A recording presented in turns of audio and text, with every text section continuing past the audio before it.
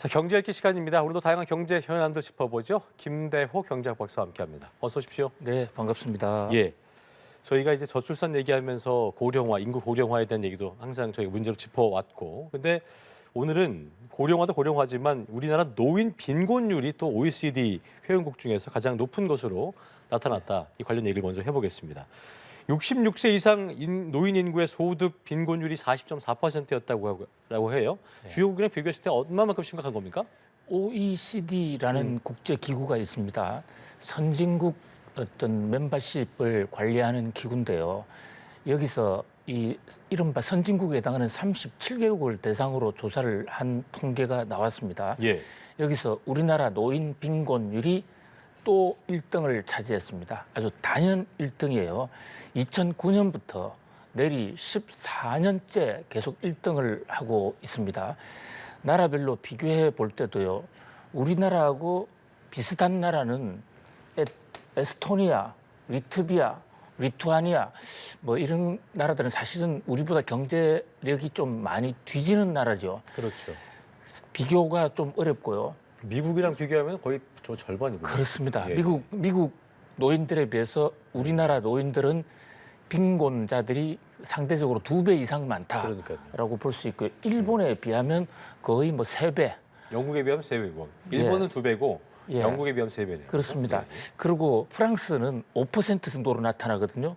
그러면 거의 10배 가까이 지금 우리나라의 노인 빈곤율이 높습니다. 그렇습니다.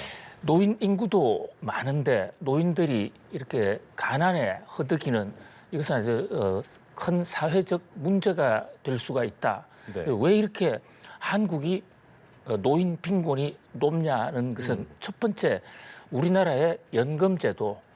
우리나라 연금은 1988년에 시작이 됐는데요. 이제 34년 정도밖에 되지 않았습니다.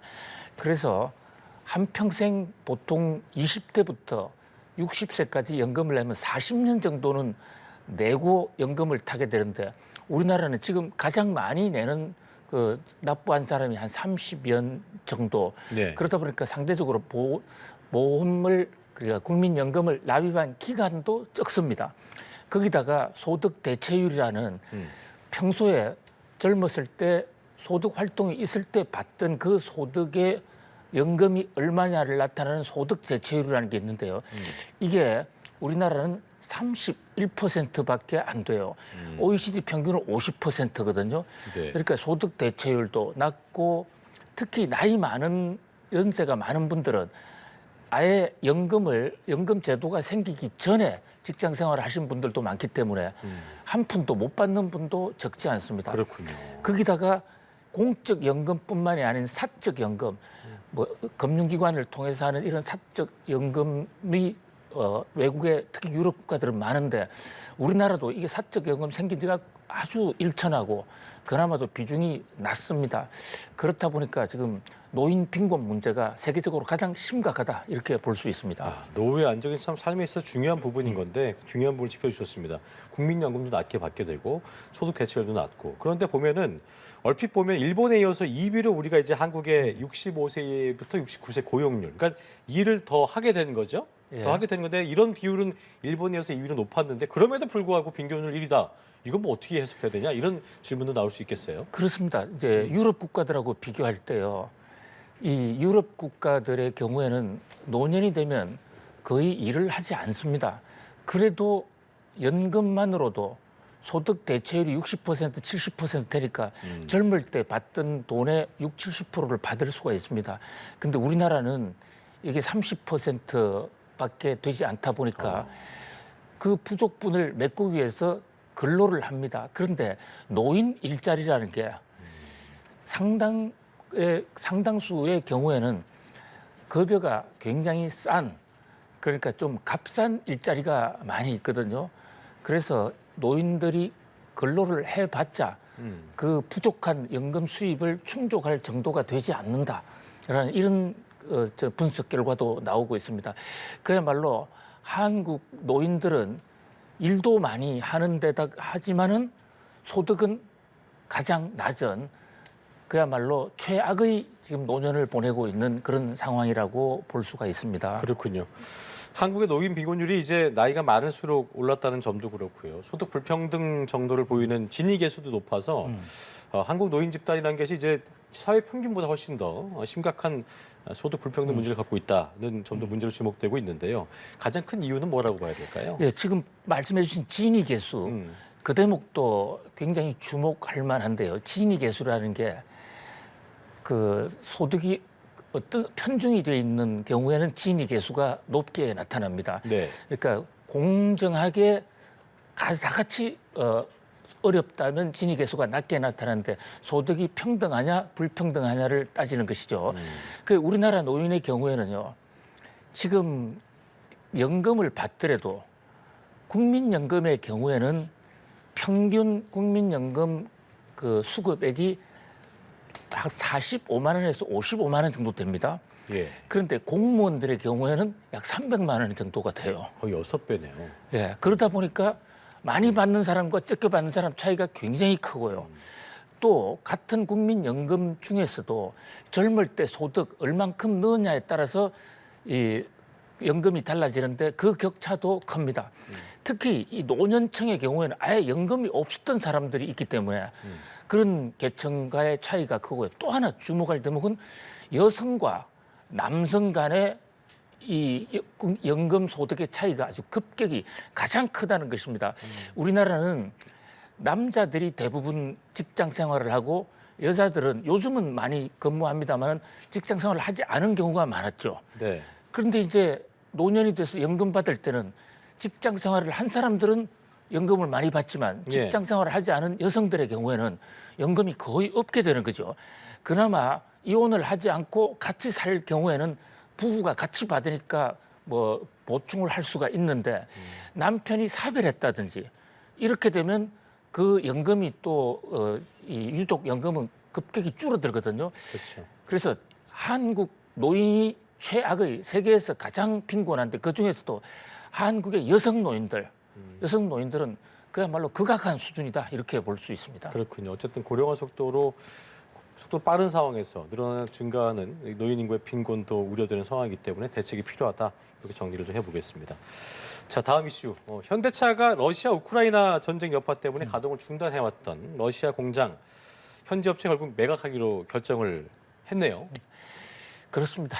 예, 상트 페테르부르크 여기 현대차의 동유럽 진출 기지입니다. 여기에 현대차 공장이 2010년에 아주 야심적으로 만들었습니다. 그 공장을 결국은 매각할 수밖에 없는 상황이 됐는데요. 2022년에 우크라이나 전쟁이 터지면서 사실상 활동이 중단돼 왔습니다. 예. 그런데 언제 전쟁이 끝날지 알 수도 없고 또 전쟁이 끝난다 하더라도 당장의 생산이 바로 재개될 가능성도 희박하지 않느냐. 그런데 이걸 팔지 않고 가만히 있으면 고정 경비 이런 게 비용이 나가기 때문에 계속해서 적자만 가중되거든요. 그래서 울며 겨자 먹기로 예. 결국은 파는데 이게 파는 가격이 참 재밌습니다. 그거 좀 여쭤보려고 예. 했는데 장부상엔 4,100억 원 정도인데 예, 만 루블 그러니까 우리 돈으로 14만 원이랬는데 이게 뭐 어떤 얘기입니까? 그렇습니다. 이해가 안 1만 루블. 그러니까 현재 환율로 따지면 14만 원에 팔기로 했습니다. 자, 우리 그 상트 페테르부르크에 있는 현대차 공장이 현재 회계 장부상으로 4,100억 원, 그리고 실제로는 1조 원 정도 들어갔던 공장입니다. 네네. 그런데 그것을 14만 원에 파는 거죠. 그런데 현대차 공장만 파는 게 아니고요. 예. 현대가 5년 전에 제너럴 모터스의 상트 페테르부르크 공장을 또 샀던 적이 있어요. 그 공장까지 끼워서 파는데 두 공장 합쳐서 14만 원에 팝니다. 뭐 강매입니까? 어떻게 해석을 해야 됩니까? 강매가 아니고 자발적으로 파는 거예요. 그러니까요. 왜냐면요. 현재 사업을 할 수가 없는데 공장을 그대로 두면 그 공장의 고정 경비가 적자가 또 너무 전기료가 심하기 나간다든지 이렇기 때문에 뭐 어떤 유지하는 것보다는 14만 원이라도 파는 게 낫다. 만약에 팔지 않으면 네. 14만 원이 문제가 아니라 계속해서 적자가 더 늘어나게 되는 세금도 내야죠. 재산세, 뭐 보유세, 각종 어떤 비용 또 인건비, 사람도 고용하는 사람이 줄어들었습니다만 여전히 인건비가 나가거든요. 그래서 현재 벤처 기업에 파는데요. 이제 다만 한 가지 바이백 조건을 걸었어요. 다시 그렇게 살 수도 있는 거예요? 예, 바이백 그러니까 앞으로 2년 이내에 상황이 좋아지면. 상황이 좋아지면 현대차가 원하면 살 수 있는 조건, 다른 어떤 제3자보다는 현대가 먼저 살 수 있는 그런 조건을 걸었는데요. 14만 원에 사는 겁니까? 예, 바로 그 핵심을 지적해 주셨는데 14만 원에 살 수 있다면 예. 사실 이번에 14만 원에 파는 게 전혀 눈물 겹지가 않죠. 그런데 우리가 다시 살 때는 시가대로 사는 계약을 맺었습니다. 그리고 그때 만약에 4천억, 5천억 되면 4천억, 5천억을 다시 줘야 되거든요. 그 공산권에 진출하는 것이 얼마나 비용이 큰지 그 리스크를 보여주는 여실한 예군요. 그렇습니다. 알겠습니다. 참 안타까운 뭐 우리 기업뿐만 아니라 유럽의 기업들도 이런 사정에 처했는데 유럽 기업들은 아예 1년 전, 2년 전에 미리 다 팔고 떠났습니다. 네, 알겠습니다. 자, 끝으로 보험 얘기 좀 해보죠. 대형 손해보험사들이 내년도 자동차 보험료 2.5% 안팎으로 인하하겠다 이런 계획을 내놓았는데요. 뭐 사실 뭐 사람들마다 각자마다 자동차 보험료 내는 게 다르겠습니다만 평균적으로 점점 내려가게 되겠네요. 가격은. 그렇습니다. 지금 물가 고가 심하고 모든 물가가 올라서 서민들의 그 가계 고통이 가중되고 있는데 그나마 자동차 보험은 내린다. 상당히 희소식입니다. 작년에도 자동차 보험료가 내렸더랬는데 이어서 올해 또 내립니다. 회사별로 좀 차이도 있고 또 개인별로도 많이 차이가 있지만 평균 한 70만 원 정도의 부담이 현재 자동차 보험 부담이 되고 있어요. 예. 약간 2% 정도가 내려서 금액으로 따지면 한 2만 원 정도의 절감 효과가 생길 것으로 보입니다. 예. 이렇게 한 배경은 뭘까요? 예, 한마디로 뭐 상생 경영, 뭐 정부에서 금융 당국에서 간곡히 뭐 요청을 했다. 네. 그래서 뭐 강권을 했는지 강요를 했는지 그건 알 수 없습니다. 예, 그건 알 수 없습니다만 하여튼 강력히 부탁을 해서 네네. 보험사 입장에서는 어쩔 수 없이 내리는 측면도 있습니다. 특히 실손보험이라는 대목이 지금 엄청나게 실손보험료가 많이 올라가고 그렇잖아요. 있거든요. 예. 그래서 이제 정부에서도 보험사에 그러니까 좀 고통에 분담하자. 특히 자동차 보험 같은 경우에는 가입자가 거의 전 국민이 해당되기 때문에 그렇죠. 예. 그 전체 물가 인플레 억제 차원에서 또 물가 오름세 심리 차단 차원에서 네. 스스로 희생을 하는 거다 이렇게 볼 수 있겠습니다. 알겠습니다. 협조 차원으로 저희 이해를 하겠습니다. 경제읽기 김대호 박사와 함께했습니다. 오늘 말씀 고맙습니다. 감사합니다.